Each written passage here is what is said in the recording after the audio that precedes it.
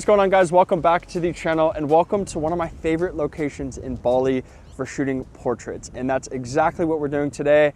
We're going to be shooting portraits here with my lovely best friend, roommate, and basically sister by this point, Kelsey. We have some really cool ideas that we're going to shoot today. We have about an hour and a half until sunset.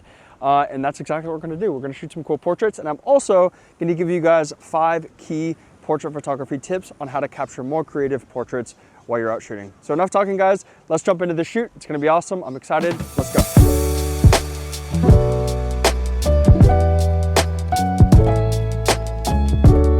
So we found our first spot for shooting today, and we have these beautiful palm trees behind Kelsey. This is so sick. We love this. I'm going to shoot this wide. I'm going to shoot this middle, and then I'm going to shoot this tight as well on the 35mm, which is hands down my favorite focal length. You guys know that by now. It's an amazing focal length. So we're going to shoot that now. Let's check it out.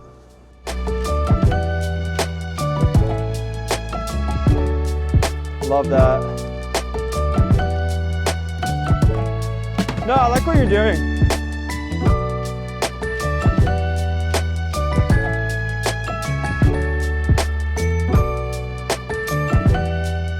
Tip number 1 in shooting more creative portraits is to do your homework. A lot of photographers think they can just rock up to a beautiful location with a beautiful model and capture some cool photos. And sure, you probably will. But if you want to capture more unique photos that really tell a story, sit down and plan out that shoot. Kelsey and I really took the time to sit down and talk about the vibe and the story that we wanted to tell with these photos. And the vibe we're going for with this shoot is kind of a classic, nostalgic film vibe, just a day, an afternoon on the beach. And I really wanted to emphasize those warm tones and kind of make it look like film a little bit. So that's the story that we wanted to tell. And once we settled on that story, then we selected a location and we went into Kelsey's room and we had a lot of fun going through her closet and selecting a wardrobe for this shoot. I think it's important to have fun with the planning phase, and we certainly did. So while it might sound basic, taking the time to really plan out your shoot and identifying the vibe that you want to capture in those photos is going to lead you to capture much more interesting portraits when you're out shooting. I feel like what makes my job easier is having someone who can direct me, but also someone who hypes me up. Like if you're just silent, it's a no-go. Exactly. And then I instantly get uncomfortable. Yeah. Okay, are you done?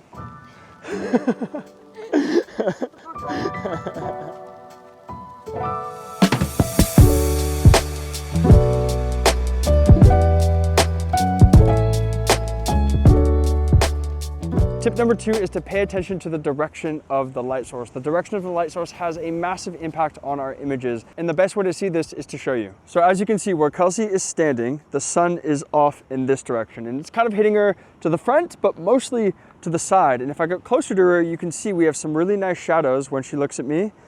You can see we have some really nice shadows on the left side of her face, and the right side of her face is nice and evenly exposed. And we also have some really interesting shadows back here as well. So this is what I would call side light. Now, front light, on the other hand, is if I was gonna photograph Kelsey with the sun to my back. And yeah, this looks good, but everything is nice and evenly exposed, and we're really losing out on all those interesting shadows. Now, on the flip side of that, we can shoot with backlight. So Kelsey's back is to the sun, and now we have a lot of really dramatic shadows, and Kelsey is actually a shadow. So when you're out shooting portraits, always pay close attention to the direction of the light source and your orientation to the sun, as it's going to greatly impact the outcome of your portraits. Now, me personally, I love shooting with side light because I love the shadows on the one side of the model's face, but I also enjoy shooting with backlight as well. Now we're starting to get some really nice sun here, so Kelsey and I are gonna keep shooting. We've got some really cool shots so far. Gross. Ew, it's on my fingers. I was hungry. All right, yeah, let's walk this way. Set, go.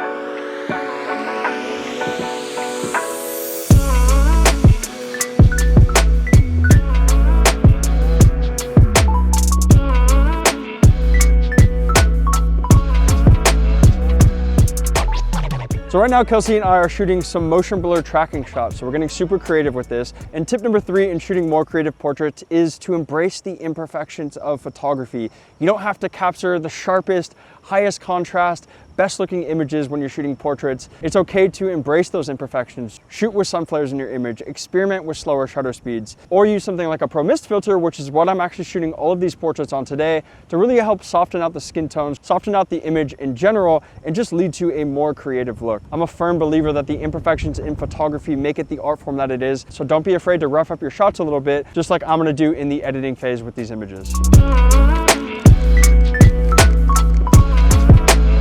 Nailed the tracking shot. I'm super excited about those because they're super vibey. But before we move on to tip number 4, I gotta tell you about our sponsor of today's video, Artlist. So I'm currently editing the photos in this video, and like I said in tip number 1, Kelsey and I were going for this warm, nostalgic film type of vibe with these photos. And I also really wanted to make sure that the footage in this video matched that vibe as well. And luckily, Artlist made this super easy to do with their powerful plugins feature that connects directly to your video editing software, whether you're using Final Cut Pro, DaVinci Resolve, or Adobe Premiere Pro. In Final Cut Pro, all I have to do to grade these clips was download the plugins feature from Artlist, open up the Transitions tab, click on the Artlist color grading tab, and then drag and drop the classic Cinestyle LUT over my footage, and bam, good to go. I love the look that this LUT gives my footage, and it makes my color grading process so much easier regardless of the camera that I'm shooting on. But plugins aside, Artlist also offers thousands of other royalty-free digital assets like high-quality music tracks, sound effects, motion graphics templates, and stock footage, including a ton of clips of Kelsey, funnily enough. And also, all the music in this video, as well as all of my other videos here on YouTube, is from Artlist, and it was recommended to me by Artlist's AI feature, which looks at all the music that you listen to and it recommends you new artists that you think you might like.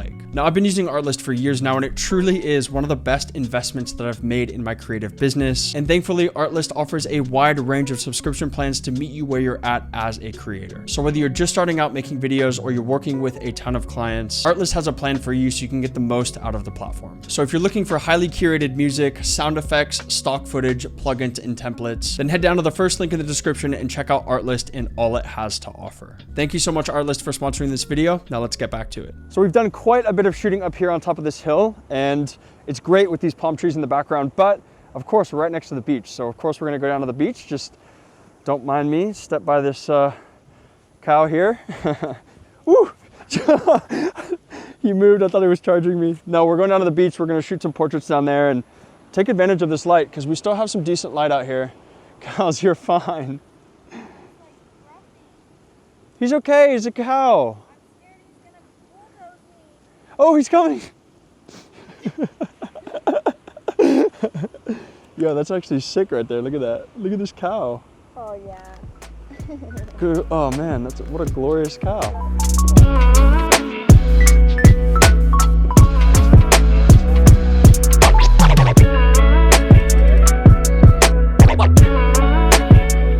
So we've got a little change of scenery. We've come down onto the beach and Kelsey is changing into her next outfit. But for tip number 4, I wanted to talk about something that I see a lot of beginner photographers do when they pick up their first prime lens. When you get that first 50mm 1.8, it's so easy to just open up your aperture to f1.8 and completely obliterate the background behind your main subject. And yeah, it looks cool, but if you want to capture a photo that really stands out, don't completely obliterate the background behind your main subject. Instead, use that background to enhance the story of your subject. So most of the photos that I'm shooting today are shot on a 35mm f1.4. And yeah, I'm shooting at f1.4 quite a bit to blur that background, but you can still see exactly what's going on in that scene. I'm not completely obliterating the background. And even when I was shooting with an 85 before, I was still utilizing the trees around Kelsey to really help tell the story of the portrait shoot. So don't just take the easy way out and completely obliterate the background behind your subject. Think about how you can use the environment around your subject to help add to the story in those photos.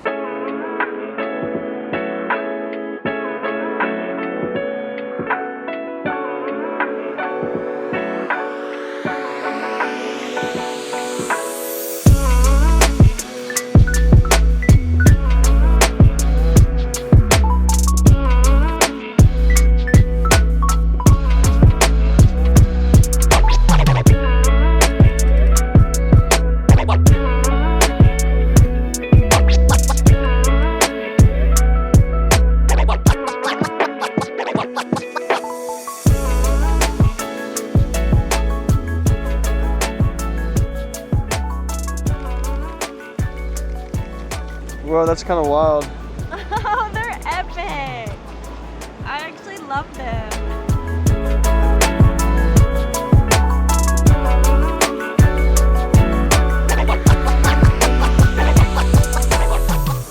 Okay, tip number 5 is to focus on the details.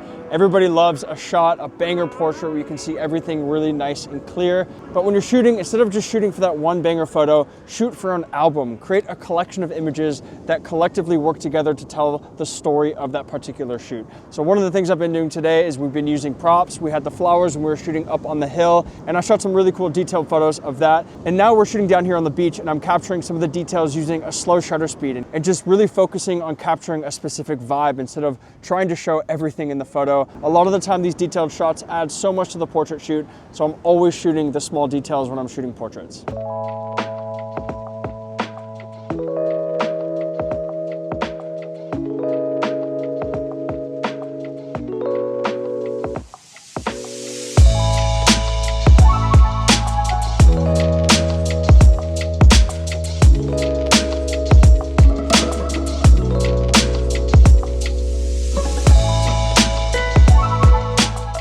All right, guys, well, the sun has finally set behind the horizon. And before I go, I want to give you guys one more bonus tip for portrait photography. After the sun sets, don't put your camera away, don't go home. Hang out for a little bit and wait and see what happens, because blue hour can present some of the most beautiful light available for us to portraits. It's incredibly soft, it's colorful, it's lovely.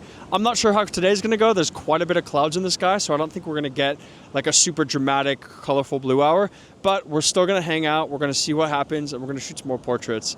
But overall, guys, it was a little bit tough to film video and shoot portraits at the same time. It's like two different sides of my brain, but I did my best, and I hope you guys enjoyed the video. And if you guys like this video, let me know. If you wanna see more portraits, if you wanna see more of Kelsey, or just more portraits in general, let me know in the comments down below, because these videos are super fun to make. But thank you guys so much for watching. Thank you so much, Artlist, for sponsoring this video, and I'll see you guys again very soon.